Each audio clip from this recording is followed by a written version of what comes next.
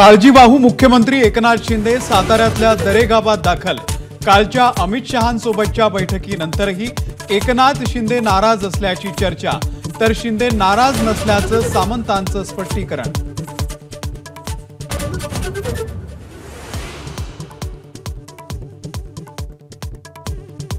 एकनाथ शिंदेंची अमित शहांकडे गृह आणि नगर विकास खात्याची मागणी, 12 मंत्रिपद आणि विधान परिषदेच्या सभापती पदाचाही आग्रह, सूत्रांची माहिती।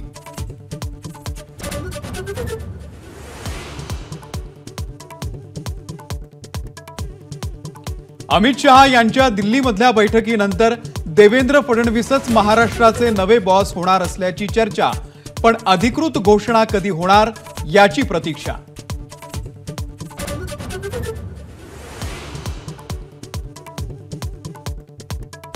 महायुती सरकारच्या शपथविधीचा मुहूर्त ठरला। 5 डिसेंबरला आझाद मैदानात नवे मुख्यमंत्री घेणार शपथ, एबीपी माझाला सूत्रांची माहिती।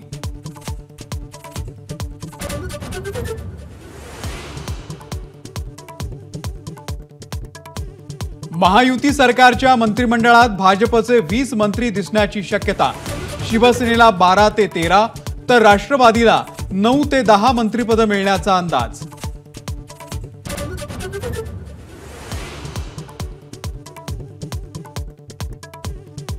जितेंद्र आव्हाड, बच्चू कडू यांनी वर्षा बंगल्यावरती जाऊन घेतली एकनाथ शिंदे यांची भेट। चर्चेत नेमकं काय ठरलं हे अजूनही गुलदस्त्यात।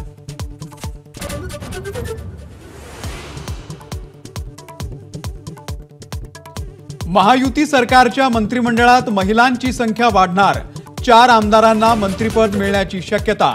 पंकजा मुंडे, आदिती तटकरे, देवयानी फरांदे आणि श्वेता महाले यांच्या नावाची चर्चा।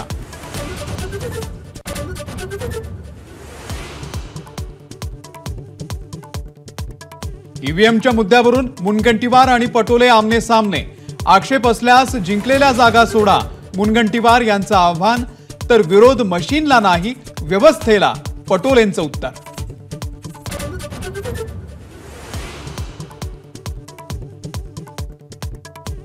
वक्फ बोर्डाला निधी दिल्याचा GR मागे, मुख्य सचिव सुजाता सौनिक यांची एबीपी माझाला माहिती।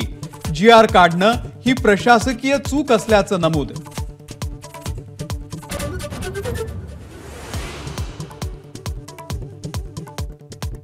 मुंबईच्या तिन्ही उपनगरीय मार्गांवरती लवकरच धावणार 300 नव्या लोकल, तर वसईमध्ये उभं राहणार रेल्वे टर्मिनल।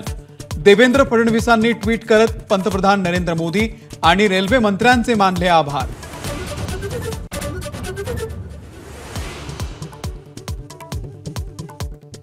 सिंधुदुर्गमधल्या पाणबुडी पर्यटन प्रकल्पासाठी 47 कोटी, तर नाशिकमध्ये रामकाल पथच्या विकासासाठी 99 कोटींचा निधी। पर्यटन स्थळ जागतिक दर्जाची करण्यासाठी केंद्र सरकारचे प्रयत्न।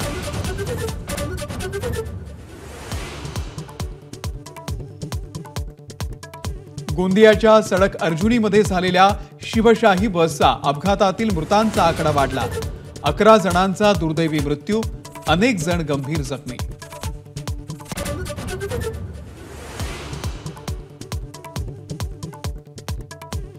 अभिनेत्री शिल्पा शेट्टीच्या सांताक्रूज मधल्या घरासह पती राज कुंद्राच्या कार्यालयावरती ईडीचा छापा। पॉर्नोग्राफी केस संदर्भात मुंबई आणि उत्तर प्रदेशसह 15 ठिकाणी छापे।